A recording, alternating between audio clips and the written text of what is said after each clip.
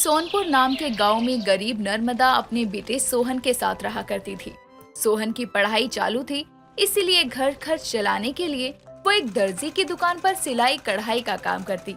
एक रोज जब सोहन कॉलेज जाने के लिए निकल रहा था, तभी वो अपनी जेब टटोलता है तो उसमें बस 20 का नोट था, जिसे देखकर वो कहता है, 20 रुपए बचे हैं, जल्दी निकल जाता हूँ, पैदल पहुँच जाऊंगा। महीने का आखिरी चल रहा है, अभी तो माँ के पास भी ज्यादा पैसे नहीं होंगे। चल सोहन, 11 नंबर की बस पकड़ते हैं। वो बैग उठाए घर से निकल ही रहा था कि तभी उसकी माँ उसके सामने आकर एक 100 रुपए का नोट उसकी जेब में डाल देती है और सोहन कहता है, नहीं नहीं माँ, मुझे पैसे नहीं चाहिए। अरे पगले, जब तुझे झूठ बोलना नहीं आता तो क्यों बोलता है? इतनी दूर कॉलेज है तेरा, कभी कोई जरूरत पड़ जाए पैसों की तो होने चाहिए ना।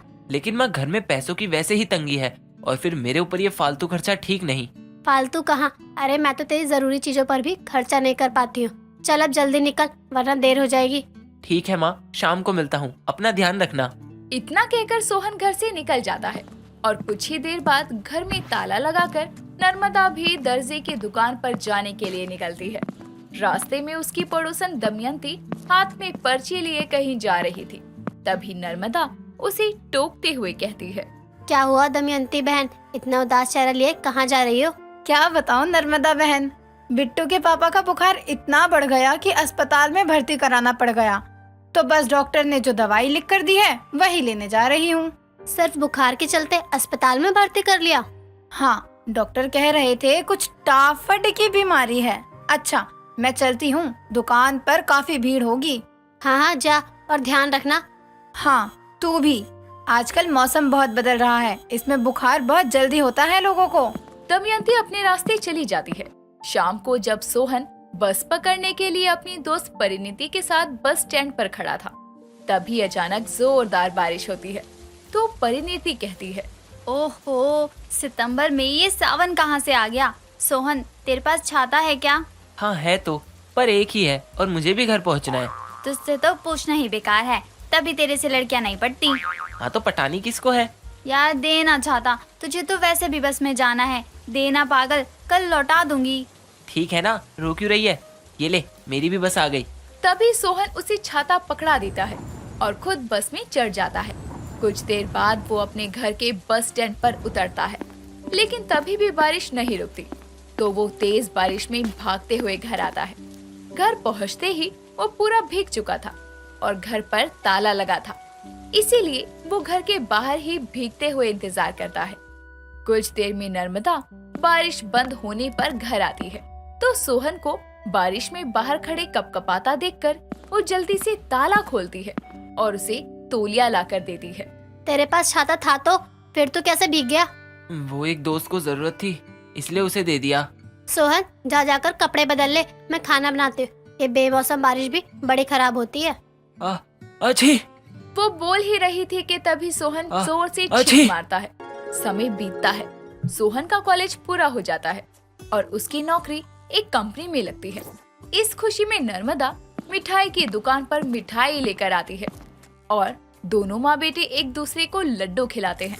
तभी सोहन कहता है, देखना माँ, जैसे आप जाने से पहले खुद के पास पैसे ना होते हुए भी मेरी जेब में पैसे डाल दिया करती थी, अब मैं इतना कमाऊंगा कि आपके पास कभी पैसों की कमी नहीं होगी। और अब आप काम करने भी नहीं जाओगी, घर पर रहोगी बस। हाँ हाँ ठीक है, मैं समझ गई। भगवान की लाख लाख कृपा है कि तेरी नौकरी लग गई। अब धीरे धीरे सब ठीक हो जाएगा। हाँ माँ, सब ठीक हो जाएगा धीरे धीरे। हमारी गरीबी के दिन भी खत्म हो जाएंगे। दोनों माँ बेटे बहुत खुश थे। बेटे की नौकरी लगने पर नर्मदा दर्जी के यहाँ काम करना छोड़ देती है और घर संभालने लगती है। सब ठीक चल रहा था। 2-4 दिन लगातार बारिश होती है, जिसमें सोहन भीग जाता था। एक रोज जब पड़ोसन दमयंती उनके घर आती है, तो नर्मदा से बातें करने लगती है। सोहन उसके लिए पानी लाता है। उसके हाथ से ग्लास लेते हुए दमयंती का हाथ सोहन के हाथ पर लगता है और वो कहती है, हाय दैया, सोहन बेटा, तेरा हाथ इतना गर्म क्यों हो रहा है? कोई बुखार बुखार है क्या तुझे? बुखार? तभी नर्मदा सोहन का हाथ छू कर देखती है तो उसे तेज बुखार था। तभी वो कहती है, तुझे इतना तेज बुखार है, फिर भी तू काम पर जाने के लिए तैयार होकर बैठा है। तू अभी चल डॉक्टर के पास। माँ, मैं ठीक हूँ। बारिश में भीगने के कारण थोड़ा सा ही बुखार है, मैंने दवाई ले ली है, कुछ देर में ठीक हो जाऊंगा। हाँ हो सकता है, लेकिन बेटा दवाई जरूर लियो, लापरवाही मत करियो।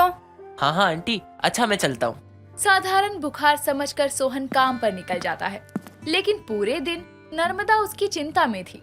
शाम को जब वो घर आता है तो उसकी हालत ठीक नहीं थी। वो आते ही खाट पर लेट जाता है।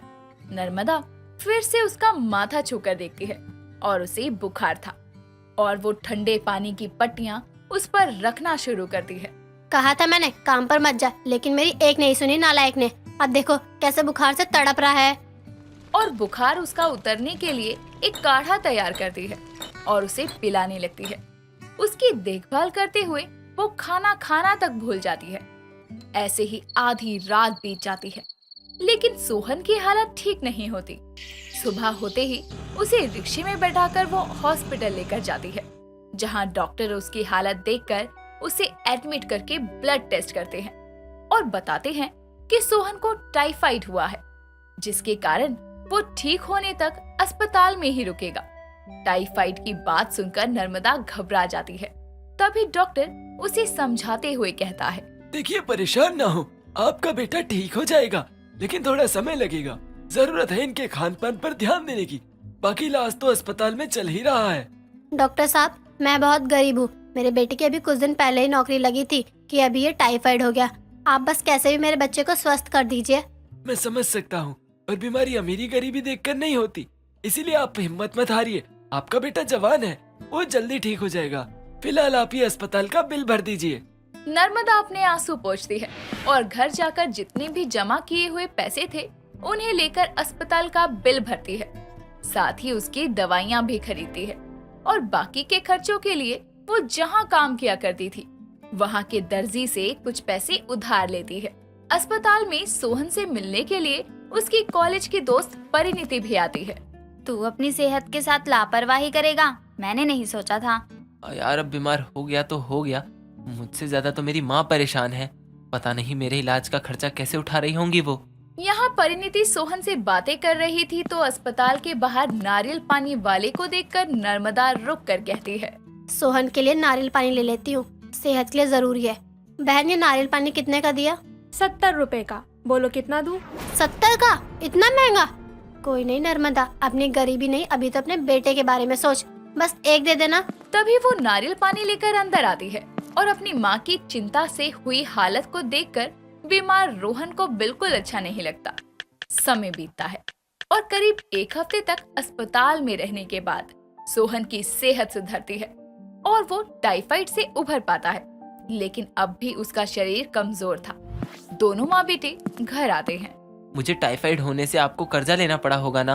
हाँ तो क्या हुआ, तू ठीक हो गया, मेरे लिए यही काफी है। और अब सेहत से कोई खिलवाड़ नहीं, क्योंकि बीमारी अमीर गरीब नहीं देखती है। और अब तू ठीक हो गया है, इसलिए धीरे धीरे कर्जा भी चुका ही लेंगे। इस तरह से अब सोहन अपनी सेहत का ध्यान रखने लगता है। साथ ही दोनों माँ बेटे अपनी जिंदगी में मेहनत करके धीरे धीरे अपने कर्जे चुकाते हैं।